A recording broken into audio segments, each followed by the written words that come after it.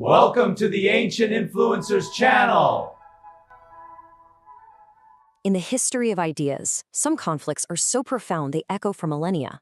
This is the story of one of those conflicts. A battle fought not with swords, but with words. A contest not for territory, but for the very soul of a civilization. This is the story of two men who never met, but who have been locked in a bout for the Western mind ever since. All right, let's get right into it. Now, we're framing this as a heavyweight championship, a real clash of titans. But just so we're clear, our investigation here is strictly historical, not theological. We're putting two of the most influential figures in history head-to-head. Two men who, get this, never wrote a single word, yet their ideas have filled more libraries than almost anyone else. This is Socrates of Athens versus Jesus of Nazareth. So, before the first bell rings in any great fight, you gotta look at the tail of the tape. Who exactly are these contenders? Where did they come from? Let's break down the biographical markers, to really understand the men behind these towering legends.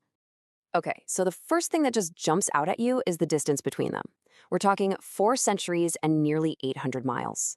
You've got Socrates, the long-lived philosopher of the big city, and then Jesus, the young provincial teacher. But look a little closer. The common ground is fascinating. Both came from working-class stock. And this is the big one, neither of them wrote anything down. That is absolutely crucial. Their entire legacy comes to us secondhand, filtered through their followers. We only know them through the spin of their, let's call them, intellectual handlers. Okay, let's move to round 1. To really understand a fighter, you have to understand the world that forged him. What were the pressures? What were the crises that opened up a space for such radical new ideas to even take root? And here's the key thing to understand. Neither of these men showed up during some golden age of peace and quiet. Not at all. It was the complete opposite. Their philosophies were born in the fire, in the crucible of societies in deep turmoil. They were responding to deep anxieties, to a world that felt broken and was desperate for a new path forward. And you can see right here the two very different fires they were forged in.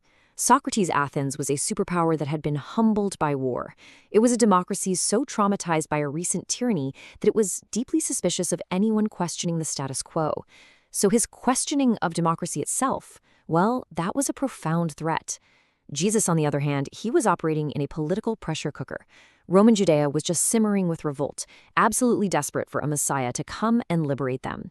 So for Socrates, it was a crisis of political confidence. For Jesus, it was a crisis of spiritual and national identity. So how did they fight? What were their actual weapons? And that brings us to round 2, the method.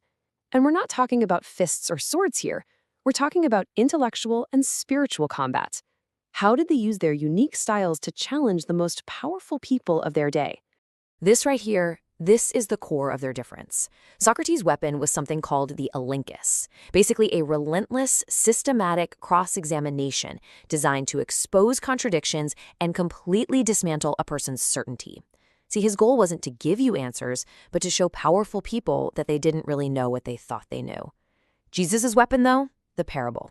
He didn't deconstruct, he revealed.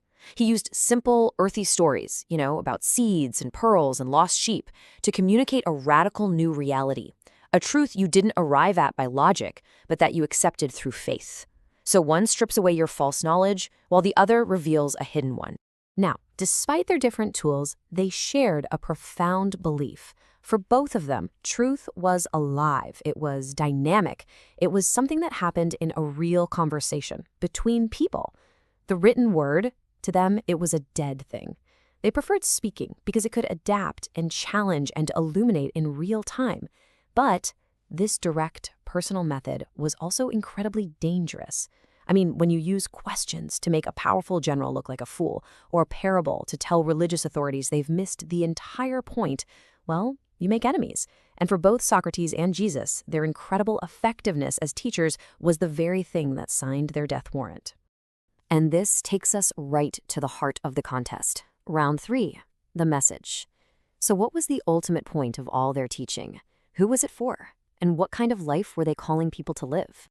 And here we find another revolutionary similarity. Neither of these guys confined himself to fancy lecture halls or holy temples. No way. They went to the people. Socrates haunted the Athenian agora, the public marketplace, and he'd talk to anyone from politicians to craftsmen. Jesus walked the countryside of the Galilee, speaking to fishermen, tax collectors, outcasts. This was a radical democratization of wisdom.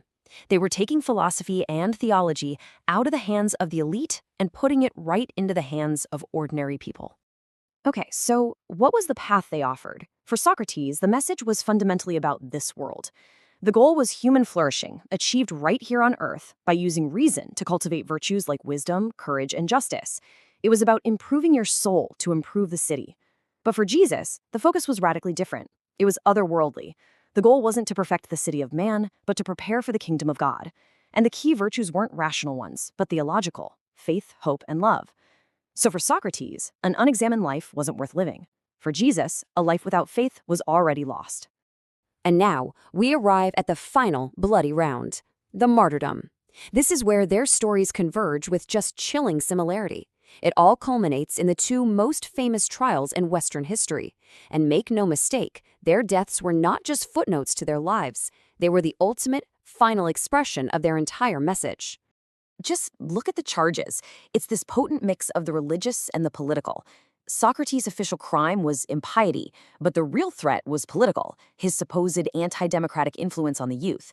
Jesus was condemned for blasphemy by his own religious authorities, but it was the Romans who actually executed him, and they did it for sedition, the political claim of being a king. In both cases, you see the powers that be using whatever charge would stick, blending sacrilege with treason to get rid of a guy they just could not tolerate anymore. Now, let's just pause for a moment on Socrates' final moments. After he calmly drinks the hemlock, surrounded by his weeping friends, he utters this strange, almost coded phrase. A rooster was a common offering to Asclepius, the god of healing, when you recovered from an illness. What could he possibly mean by that? Well, one of the most provocative interpretations comes from the philosopher Friedrich Nietzsche. And for him, this wasn't some noble final thought. No, he saw it as a final, resentful jab at existence itself. Socrates, the great rationalist, was revealing his hidden truth at the very end, that life is a sickness and death is the only cure. Nietzsche saw this as a form of revenge, a final blasphemy against life. But here's what's so fascinating. The same guy, Nietzsche, who famously styled himself the Antichrist, saw Jesus' death as the complete opposite. He viewed it as the ultimate affirmation. There was no revenge, no bitterness. For Nietzsche, Jesus' death was the final, perfect proof of his teaching. He died exactly as he lived, demonstrating a life free of resentment. It was an act of supreme authenticity that sealed his message forever. Now, whether you buy Nietzsche's incendiary reading or not, the power of their final moments is just undeniable. It forces us to ask, after all the rounds are over, what is the final verdict? Who actually won this bout for the Western mind? But our investigation suggests that asking who won is the wrong question entirely. The real outcome wasn't a victory for one over the other. Not at all. It was a synthesis. The centuries-long dialogue between their two legacies, Athens and Jerusalem, reason and faith, that's what created the unique and, let's be honest, often contradictory character of Western civilization. And this is the critical point. A healthy civilization, and maybe even a healthy person, needs both. The Socratic inquiry from Athens, that's what prevents faith from becoming fanaticism. And the ethic of compassion from Jerusalem, that's what prevents reason from becoming a cold, valueless machine. You take one away, and you create a really dangerous imbalance. Seriously, think about it for a second. Our scientific method is a direct descendant of that Socratic demand to question everything. But our belief in universal human rights? That's born from the radical assertion of the infinite worth of every single soul. Our entire legal and moral framework is born from this tension, this constant dynamic interplay between Athens and Jerusalem. But this leaves us with one final, provocative thought. Let's just imagine a different ending for a moment. What if the Athenian jury had acquitted Socrates? What if Pontius Pilate had actually freed Jesus? What if they had both just faded away into a quiet old age? Would their ideas have survived? Or was it the ultimate drama of their martyrdom, the catastrophic injustice of their executions that guaranteed their immortality? It's the final irony, isn't it? That perhaps the very acts meant to silence them forever were the only things that ensured we would still be talking about them 2,000 years later.